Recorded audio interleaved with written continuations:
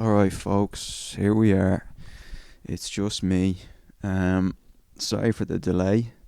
It's been a rough 2 days. The chief got nuked on Instagram and Facebook.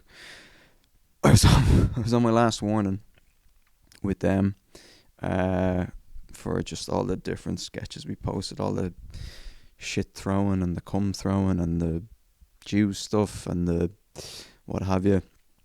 And I'd kind of been on my last warning with them for a while. And then I think those two child sketches where I was roasting the children comedians, that got a lot of attention, a lot of eyes on the profile. And I think some of those fuckers went back and reported some shit. I don't know, got a strike there, got yesterday. But I've appealed it. We shall see. If the gods, the Instagram gods, are kind to me. I have not taken it well. I've been in the bed like a fucking grieving mother. I don't know if it's weird that I'm on camera by myself. I don't know. I just didn't feel like uploading just audio. I don't know. Yeah, this is for the people who like to watch. Maybe it's not the same without the other people. But yeah, it just didn't happen this week with a guest. We're supposed to have a guest on Sunday. I got sick. And then yesterday, I was in the middle of all this, trying to figure this out. So just for this week, it's just me. Sorry it's late. But I was in bed all day just trying to deal with the grief of losing my child. My Instagram page, which was very much my baby, you know. I breastfed it, and I was looking forward to it growing up to be, a fine, strapping young man. But here we are. We'll probably have to start from scratch with the gram, but sure, look, got the YouTube, got the TikTok, and we'll probably have to start a new Instagram. But sure, look, this is what you get for the hate I was getting for those the kids going after the kid comedians thing was insane. It was insane. Of all the shit, and if you follow me on Instagram, this is the other thing with the fucking gram being gone. I'm doing the Fringe this year. I'm doing the fucking Fringe, and I won't have a fucking Instagram to promote it on. And fuck my mother on a Tuesday. That's gonna be a real nightmare. So hopefully, I don't know, come August, I'll have found some fucking workaround, and all will be well. But for the time being, what was it? Like the thing with the kid comedian things is like the amount of shit I've joked about online, fucking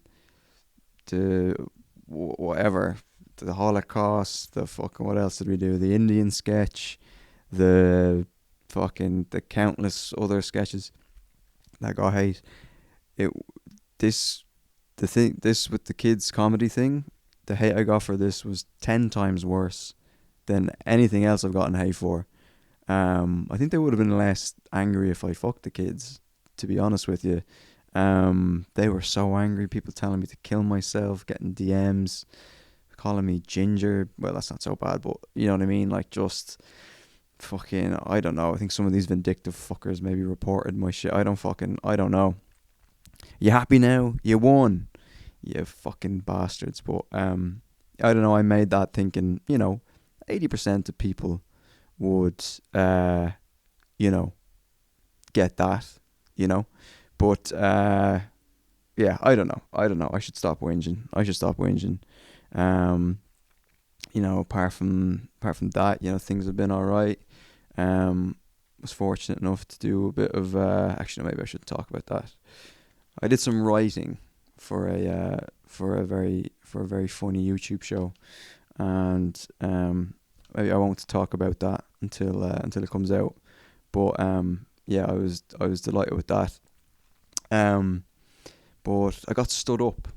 I got stood up by a lad, and it sucked. I don't know if there was a serious lack of sucking. Let's just say that. Um, but yeah, I got stood up by this lad, and we were supposed to meet up. We met on, what did we meet on? Met on Grinder, and then, which is, the CD. If you ever do crowd work, I've seen MCs do crowd work, and there's a gay couple, and they ask them, "How did you guys meet?" And they're like, "Ooh," and it's Grinder. They don't want to say they met on Grinder because Grinder is seen as this seedy, evil thing, and that it's if you're on there, it's a reflection of who you are as a person or whatever. But so we met on Grinder, and we were chatting. He's like, "You seem unusually nice for someone that's on Grinder," and there you go. That's what Grinder is known for, just horny bastards. So they, so we met on there. He seemed nice. I suggested we move over to Instagram, which I don't have anymore. It's just we move over there. To talk. I was suggested we move over there because I had, at the time, I had 10,000 followers. And I thought, oh, that might impress him a little bit. But that's in that Shania Twain song. If the 10,000 followers was in that song, I think she would have been like, that. That does impress me very much, actually. It does indeed. There's no light on the camera. I don't know if this is even recording, but like, for God's sake, I hope it is. But I did hit record, if I remember correctly.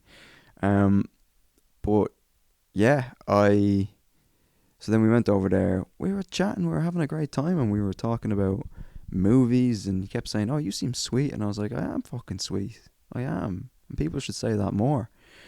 But we were chatting, and then he lived in Deptford, I think. And he said he loves movies, and I was like, "I love movies. Let's go see a movie." He said he wanted to go see, what do you want to go see? The fucking Lego something? Fuck, I don't fucking know. Some very childish movie, even though he's 25, alright. But he wanted, and I was like, yeah, fuck it, I'll go see it if it means maybe getting my dick sucked afterwards. I don't know. But yes, we met up. No, we didn't meet up. What am I talking about? But yeah, and then we were chatting, and we said, okay, let's go to the movies tomorrow. Greenwich Picture House. It's like a halfway point for both of us. And then the next day, then he just ghosted me. I text him, and I'm like, hey, what's going on, Chief? What's going on there? You still good for later? That was in the morning. Didn't hear anything back from him. Then later on in the evening, texted him, hey, you still good for later? Nothing. And then that was it. And then I waited like a week, and then I just texted him, like, what was that about? And he was like, oh yeah, sorry, that was very rude of me for. And I was like, nah, what's the excuse there? To be honest, a part of me, for a few days before the text, I was like, he might be dead. He might have died in a horrible accident. And, and that's that. And I was kind of hoping that he was dead, because then it meant that it wasn't a reflection, of who I am as a person. Like, he didn't go cold on me, for want of a better term. But it was just like, oh yeah, he got fucking hit by a bus, the old John Sharp. So I hit him up, and I said, yo, what's you still want to do this or whatever? And he was like, yeah, I'd love to meet again. I would actually love to meet, with no excuse or no reason for ghosting me. And then yeah, so we left it. I just said, yeah, you let me know. And then I don't think he's even read the message. But now I can't tell, because I don't have fucking Instagram. Jesus Christ. This lack of the gram thing is fucking, oh my God. Take my kidney, don't take the gram. I just realized like how much this fucking app and social media in general just has us. I'll speak for myself at the moment. Me, by the short and curlies. It fucking sucks. It's like, yeah, I don't know. Like I said, I was like a bedridden mother, just all today, just there with a fucking like a sick Victorian child with a damp cloth on my forehead. Fetch me some water. Like I was just fucking in bits, like trying to fucking chat GPT, try to fucking all that sort of stuff. Appealed it. We'll see. I'm checking my emails like a fucking retard all day. Let's check now, shall we, to see if I swear to God, if this fucking thing gets reinstated, I will blow the dead body of Chairman Mao. If anyone can hook that up. But yeah, no sign of an email. I don't fucking know. We'll see what happens. But yeah, I went to see the Michael Jackson movie last night, which was surprisingly good. People were kind of ragging on it for not having the, addressing the allegations, if you want to call them that. And I mean, yeah, the movie's like funded by it's done with his family's blessing. His nephews in it. They're hardly going to be like, oh yeah, you make sure you include all the pedo stuff. You're gonna, okay, cool, yeah, make sure you include that. So they didn't. Well, what I heard is that initially they did, and then there was something happened. They'd shot stuff related to all the pedo-y stuff, and then it was after they'd shot it, they'd realised that in the court case involving the boys, that there was some contractual thing where if a movie was ever made about Michael, I'm fucking referring to him by his first name as if I know him, but that if there was ever a movie made about him, that the allegations couldn't be something like that. They couldn't be represented in a movie. I don't know, but that's what they're saying online. So anyway, I went to go see it. Expectations were very low, because people were just shitting on it. I fucking enjoyed it, man. I fucking enjoyed it, even though the allegations thing, not being included is like, making a movie about Hitler and then it ending, right before fucking World War II. But I mean, apart from that, it was great. You watch it and you're like, the only thing is that it never explores or gets into why he was such a mad cunt, if that makes sense. Like, it just goes from him being a little boy, just reading Peter Pan and just having this obsession with Peter Pan, just staring at this Peter Pan kind of book, and then he gets a bit older, and then you're staring at it cuts to scenes of him looking at the Peter Pan book, and then the next thing you know, he's buying giraffes and monkeys, and he's best mates with a monkey, which is crazy. Now, I don't know if this is true, but Jafar Jackson is playing his uncle Michael Jackson. I think the monkey in the movie is actually the nephew of Bubbles. I think. I'm not sure. The resemblance is uncanny, but I don't know. I'd have to look that up. But I think that did happen. They were like, let's keep it authentic. Let's try and get the relatives of the actual people in the movie.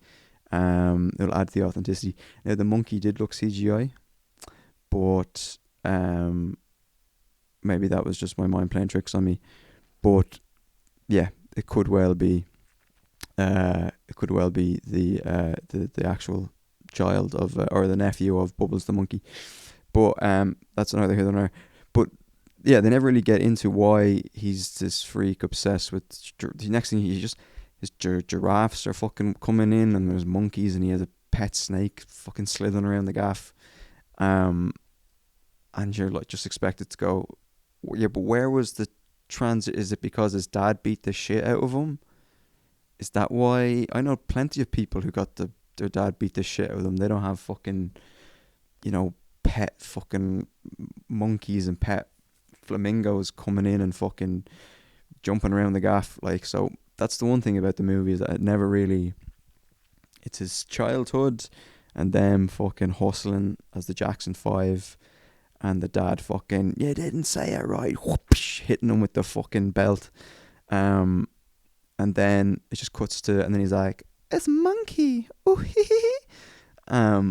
and you're like, yeah, how did we get here? Why isn't that examined more? Um, there's stuff about the vitiligo. He's getting his nose job. I mean, you're watching it, and the crux of the movie is basically his relationship with his father, with Joe Jackson, um, and how he was very this what's the word, omnipresent evil force who's controlling the family, and yeah, and you kind there is scenes where people forget that Joe kind of there would be no Jackson 5 without Joe, there would be no Jack. You have to remember because there's scenes where he's like, there would be no Jackson 5 or Michael without me, and people are like, no, that's bullshit. They did it on their own. It's like, sorry, they came from his balls and into the mother 5 times. 5 times he pumped it into that mother, and the Jackson 5 came from that. So there you go. There's some truth to what Owl Joe was saying. But anyway, Coleman Domingo is great as Joe Jackson. Very scary. If you haven't seen it, go watch Louis Theroux's. Louis Theroux has an episode where he goes looking for Michael Jackson, or he tries to meet Michael Jackson, and the closest he can get to Michael is Joe Jackson, and he meets Joe Jackson in like this fucking dingy motel, and I think he just out straight asks Joe Jackson if he thinks his son's gay, and Joe does not like that at all. Oh no, Joe does not like that at all. He gets very angry, storms out. He says, "Louis, you fucking four-eyed cunt you." He storms out. But yeah, what was I going to say about but the other thing with the movie is that the movie doesn't touch on like his sexuality at all. It's just like there's this weird scene where they're definitely trying to paint this narrative that he kind of presented when all the allegations came out. It was like, I'm just a boy. I'm a boy who never grew up. Because when it shows, when he was making loads of money and stuff, he'd go off to toy stores and stuff with his bodyguard, and then just buy loads of kids' toys. And there's a scene where he comes back and he's got like a board game, or he's got Twister. He's like, hey guys, I got Twister. And he brings on, and all of his brothers are like out playing basketball. And at this point, they're all in like their 20s. And he's like, hey guys, I got Twister. Do you want to play Twister? And all the lads are like, no, I'm going out to get drunk with my mates. And he has to, he's going off to fucking, I don't know, finger a girl and all this sort of stuff. And then he's like, you guys have changed. And it's like, no, Michael, they've grown up. They're men. You should have changed. You very, very weird little man. So anyway, he goes and he ends up playing Twister with Bubbles the monkey, which is very, very funny. Me and George started pissing ourselves laughing because it's just like, we're playing Twister, you're cheating, Bubbles. Very, very, very weird. So his sexuality is just never addressed, because what's that scene implying? That like, oh, he just never had interest in going out, and when you see me looking at my phone, the people watching, it's not to see how much time is left. It's because I have to, this fucking stupid camera I bought, fucking guess what? It turns itself off after 29 minutes. Why? Because it's the cheap camera that I could afford. But yeah, he's just like, and then so it's like, hang on, what's the kind of the subtext here is that Michael has no interest in going out and meeting girls with his brothers. But yeah, it's very strange. But I remember in an interview with, maybe was it Martin Bashir? I can't remember who, but in one of those interviews, he says that he remembers when he was touring with his brothers that when he was touring with his brothers that they used to fuck girls they used to share a room, and they used to fuck girls in the bed beside him, and he'd have to listen. I don't know why that popped into my head, but yeah, like I remember that was a story he did talk about on Martin Bashir or one of these things. But what was I going to say there? But yeah, the sexuality thing is just never addressed. Like in that scene where it's like, you want to play Twister? It's like, okay, so the subtext there is he has no interest in going out and meeting girls. Okay, all right, fair enough. But then from that point on, it's just, yeah, the movie doesn't doesn't get into him as a person, which I guess is to be expected when it's a fucking, you know, sanitized, family approved version of the movie. It hints that the movie ends. I don't want to spoiler type thing here, but yeah, the movie ends with him kind of being like giving his dad the middle finger, kind of like, I'm going at my own. And then the movie ends, and it's like, and it's a good ending, but it says his story continues. So I saw some stuff online that there being a sequel depended on how good this one performed, and I saw the figures, and I think it's the highest grossing opening weekend for a biopic picture of all time. So I'm going to presume there's going to be a part two, which gets into the allegations. Now, I don't know how the fuck a sanitized version of his of the allegations is going to be presented. I have no idea. That would be very interesting. God bless the people trying to make that movie. But yeah. So the Michael was good. Michael was very good. What else has been going on in my life? Oh Jesus, how did I fucking forget about this? I went to see the Mummy. Not My Mother Back in Ireland. Well, hey, the movie The Mummy. Directed by an Irish guy, Lee Cronin. Starring Jack Rayner, Irish guy, Jack Rayner. So I was like, right, I'll go see that. Fuck it. I just go to the movies to just escape shit. I'm probably gonna go to the movies a bunch over the next few days to fucking just try and I almost called my therapist over this Instagram thing. I was like, I can't fucking, the stress this is causing me. But yeah, I don't know. I'm gonna have to go very Buddhist monk with it and just be like, you must let it go. You must let it go.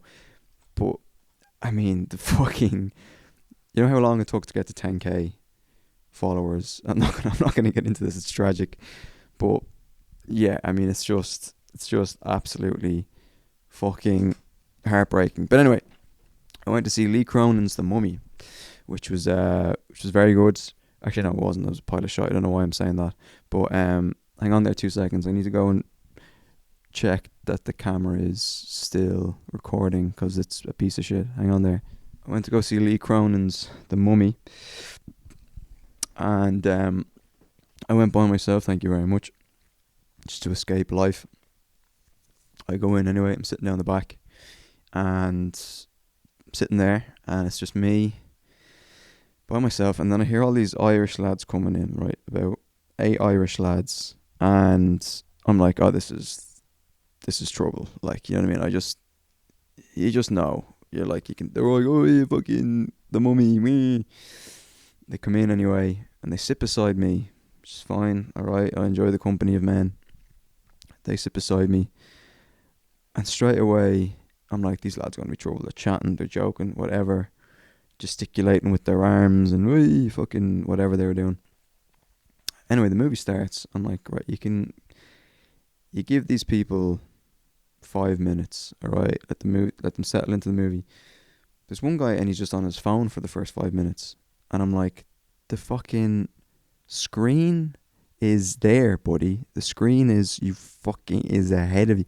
That's like what you're doing right now. Scrolling on Instagram while there's a movie going on in a cinema is like watching porn at a strip club. It's like, dude, the tits are there, bro. That's where what are you doing? See, the cinema is my happy place, right? Like, that's where I go to disconnect from the world. You know, it's how I deal with stress. So when people fuck with that, it really, really upsets me, um, to a point that's probably not healthy, and I will be seeking therapy soon. But it's not healthy. But whatever. So I'm sitting there, and I think this is why you need to go to therapy, because all this other anger and stuff builds up that's unrelated. It's just all this other stuff, and then when something like this happens, it all comes out of you at someone who doesn't necessarily deserve it. Like sometimes when a cyclist almost hits me, I start screaming at him. I start screaming stuff at him that had nothing to do with him. I'm like, "You never loved me, you piece of shit. Why did you ghost me?" I just start screaming stuff at him. The poor bastard doesn't know what's going on. But so anyway, Lee Cronin's the mummy. I'm sitting there, Irish lads, and you know what? I'm upset because I think, they're Irish. They know how to represent our country on foreign soil. Nope. These bastards come in. I don't know if it was kind of an act of rebellion. They could have been members of the IRA. They were like, we're coming in here to disrupt, an English cinema. They couldn't get, pipe bombs or anything. So they said, we're going to go in, and there'll be a bunch of Brits in here that are trying to enjoy the movie, and we're gonna ruin it for them, essentially. But so I go in anyway, and they start chatting. Now, what I should have said was, hang on there a sec. What I should have said was, lads, please, now just a bit of cop on. Just I'm trying to watch the movie. You're chatting. Please, let's just keep it.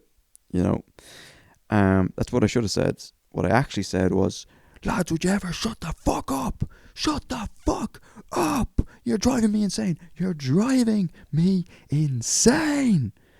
And I could the whole cinema, I could feel like, was just looking over what the fuck was that? These two lads were fucking shell shocked. Like, I couldn't believe what I didn't know that was in me as a person.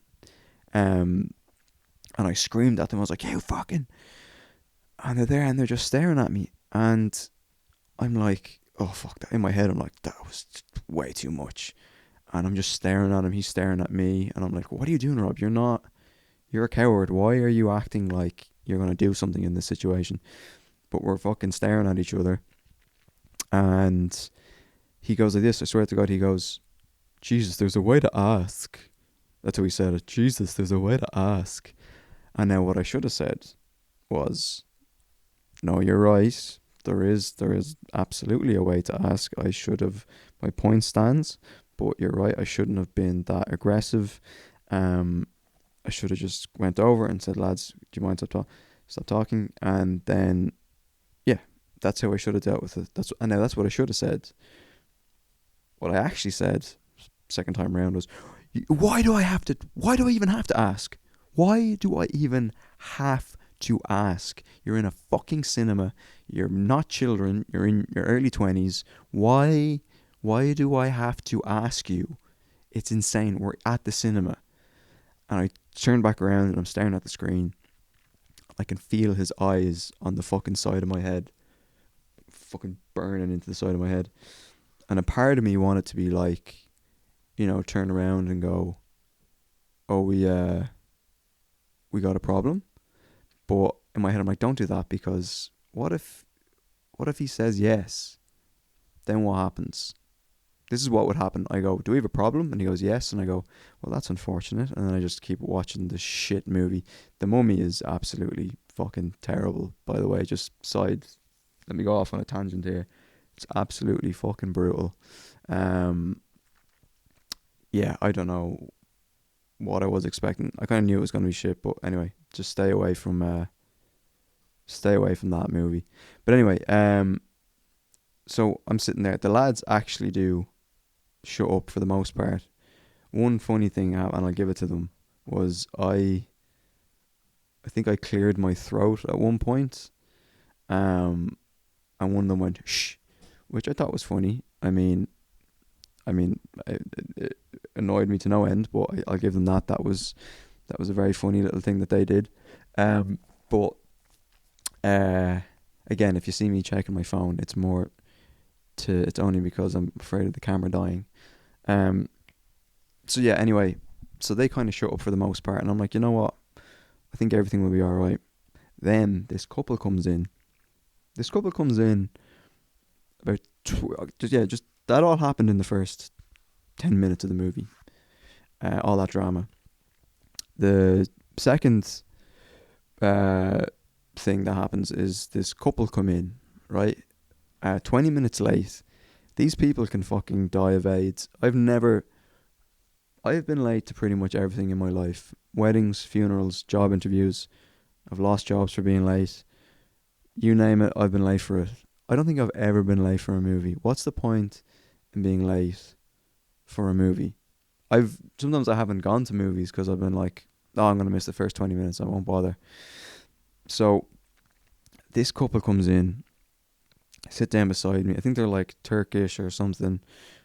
I did not need to mention their fucking ethnicity, but they come in and they've got nachos, right? Which is, if you get nachos at the cinema, don't ever talk to me again. I've gone to, because I just imagine it's like you're going to the confectionery counter and you're going, okay, sorry, what's the loudest food you have? You have nachos. Okay, I'll take nachos and give me enough to last the whole movie, please. Yeah, that would be great. Yeah, like I've gone to the cinema with friends and they've gotten nachos and I've never spoken to them again. That's how seriously I feel about it. Popcorn is on the line. Popcorn's great. I love popcorn at the cinema because it's noisy, but it's not too noisy. But the nachos thing is just, and this is what they're doing, to be able to see the nachos, they're getting the lights on their phone to like see where the nachos are. And I'm like, what have I done? Is this part of the Mummy experience that we're all cursed? Like I don't fucking know. And then they start talking and I'm like, wow, you really are a triple threat. You're late, you're fucking with the light and the nachos, and then they're talking. Now I have to tell him to be quiet, but I'm not gonna go AWOL. Not AWOL's the wrong term. I'm not gonna go nuclear on him the way I went on the other lads, because this guy was fucking huge. And yeah, so they're chatting away, and I can feel the lad on the left of me, because the lad on the left of me that I shouted at, he can hear them talking as well. And I can kind of get the energy that he's like, oh, you're not going to tell them to be quiet? You're not going to tell them to be quiet, you fucking pussy, because he's big. So I says to him, I lean over, I tap him on the arm, and I go, hey, listen, dude, do you mind maybe not talking? It's kind of very distracting and whatever. And he turns around and he just gives me a thumbs up. And I'm like, okay, all right, maybe things will be fine. I'll be able to enjoy the rest of the movie. So anyway, they're good for maybe 5 minutes, and they start chatting again. And I just left the cinema. I paid 15 quid to just be pestered, including the popcorn. Spent about 20 quid on this. And it was just a fucking nightmare. But that's what you get for going to see The Mummy at that cinema at that time. Because The Mummy is just going to be a magnet for fucking, oh, is The Rock going to be in this? I thought The Rock was in the last one, and I liked him in Fast and Furious, and I thought he'd be in this one. So that's what the people you're getting. It's a popcorn movie. So that's what you're gonna get. You're gonna get popcorn brain people for a popcorn movie. So anyway, I just leave. I leave, and it's too late into the movie to get a refund. You know what I mean? You can't be like, can I get a refund for the movie that's almost over? And I wanted to snitch. I did. I wanted to, but it would have looked too obvious. You know what I mean? It would have looked, I would have gotten up, left the cinema, fucking come back in, sat back down, and then someone who works at the cinema would have come in and been like, can you guys excuse me, we've had a complaint. And then they were all like, oh, this fucking snitch, this fucking rat, this fucking... So I just didn't. I just left the cinema. And on the way out, I did see a fire alarm. And it did get the, you know, the juices flowing, the ideas flowing, the cogs turning in my head. And yeah, I'm ashamed to admit it, I burnt down the cinema. I burnt down the cinema with all those poor souls in it. And, you know, fuck them. That's what I say. Fuck them. Fuck them in the ass until they're dead. What else is going on? I'm getting treatment for my OCD. That's going... Yeah, it's going alright. I mean, it's extensive and it's uncomfortable because I'm doing exposure response therapy, which is basically exposing yourself to your fears, and then building up a tolerance for, you know, the dealing with the uncomfortableness of that. So yeah, that's what I'm working on. And so we did this. One of my big things is being afraid of inhaling chemicals that will then damage my brain. I know it sounds mental, but it's just the way it is. There's no rhyme or reason to this shit. So, yeah, that's my big fear. So she was trying to be like, okay, so in this session we talked about that, and she says, well, you know what could be great is if you get yourself like a permanent marker or a, you know, whiteboard marker, and then you sniff it, and you can do it because we do it over Zoom. And she was like, okay, next week you get yourself a permanent marker, and then on Zoom then we'll sniff a marker together, and you'll see that I'll be fine. You'll see that you'll be fine afterwards as well. But I just, in my head, on screen, I was like, yeah, I'll do that. So that sounds good. But in the back of my head, I was like, I'm not fucking doing that. Are you mad? Get the fuck out of here. So yeah, the week passed. We do this next Zoom meeting. She's like, oh, how did the marker experiment go? And I just went, you know what, Emma, yeah, I didn't do it. And then she was like, all right, well, this is what we're going to do. I have a space on Friday for you to come in person. And then we can do it together in person. And I'm like, you fucking bitch. So, I mean, a part of me was like, just blow it off and say no. But another part of me is like, I can't live with this fucking OCD forever. I mean, this is just, I have to start to really push back against it, you know. So I go, yeah, I'll do it. So I go in anyway in person on Friday, just gone, and we're sitting in her room. First of all, I'm 10 minutes late, which I know is hypocritical considering the rant I just went on about the people that were late to the cinema, but yeah, I was late because I couldn't find the fucking place, and I'm retarded and I had to cycle there, and it wouldn't let me park the fucking bike anywhere near the fucking clinic. So anyway, I rock up on the bike. I get in there. We're sitting there in this kind of big enough office, and we're chatting. She's like, okay, how do you feel about this marker experiment? And I said, I fucking hate it, to be honest with you. It scares the shit out of me. But what are you going to do? We have to do it. So this is what she does. So she gets the marker. She goes over to the board. It's on the other side of the room. And she gets the marker. And she goes, okay, I'm going to take some sniffs of the marker. So she's there taking fucking huffing on this fucking thing. Like, she huffed and she puffed and she blew the fucking house down. She was, I was like, Jesus, lady, so she's snorting on this marker.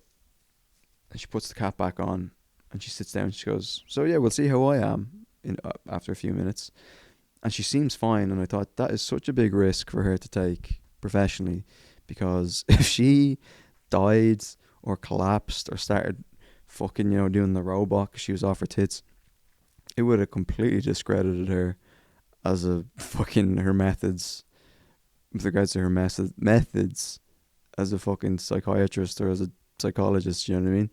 And that just would have been so funny, like me having to call for help and then being like, "What happened?" It's like, "Oh, she was sniffing a whiteboard marker." And I'm like, Jesus Christ, how bad was the session, And also just so funny if she like got so ill and then that ended up being the reason she got disbarred as a doctor was because she was huffing fucking permanent markers with the patient. But yeah, and I'm sitting there and she's trying to talk me into huffing this marker. She's like, "Look, I'm fine. See, I'm fine." And she's trying to talk me into, and in my head I'm like, I never thought in a million years that my treatment for OCD would be huffing markers with a therapist in an office. Didn't think that would be the cure, but here we are. And anyway, so she is doing that, and then she's like, "So do you want to give it a try?" And I said, I just started crying. I started crying. I was like, I just can't do that. It's way too scary. I'm not ready. Like I'm just petrified of this fucking marker. I said, I'm not ready to do that. So she says, "How about we do this, right? How about I take the lid off the marker and I leave it on this desk over there. So then some of the fumes are coming off the marker." And I said, "Okay, yeah, I can do that." She pops the lid off. She puts it on the table. I can smell it a little bit, but I'm trying to get over it. I'm like, just try and just put it out of your head.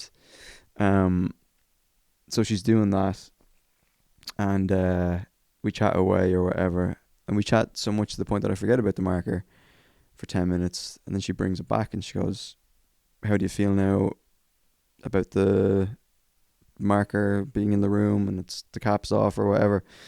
And I'm like, "By God, it worked, lady. Your methods are unconventional, but they work." I'd forgotten about the marker. I felt fine. And I think she's trying to work up to me sniffing the marker, but that shit ain't happening. Next week's our last session. And I don't know. I think she's given up on trying to get me to sniff the marker. She did say that day we ran out of time because I was late, but she said that if I wasn't late, the other thing she was going to do was bring us outside. She was going to get me to run my hand along a bin, the outside of a bin, and then we would go back into her office and eat crisps without washing our hands. And the funny thing is that I'd much rather do that than sniff the marker, which is very, very strange. I'd rather lick a homeless man's taint than sniff the marker, to be completely honest with you.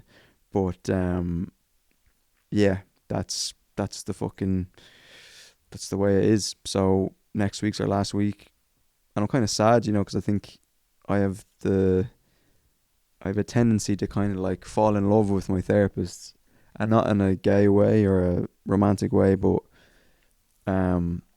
platonically, I guess. Platonically, 100%. I've kind of fallen in love with this woman, to be completely honest with you, lads and ladies.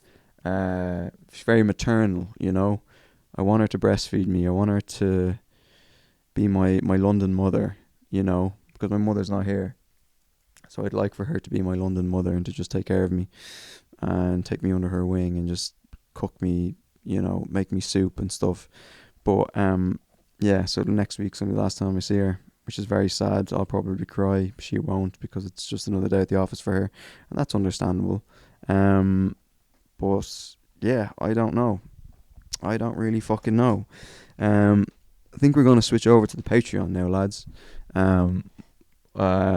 I understand that this has been a bit of an unorthodox episode, considering just the camera and me, and there's no guests or whatever. But considering the few stressful days I've had, This is the best I could do, and I hope you enjoyed it. But we're going to switch over to the Patreon now, and yeah, support the Patreon. Would greatly appreciate it.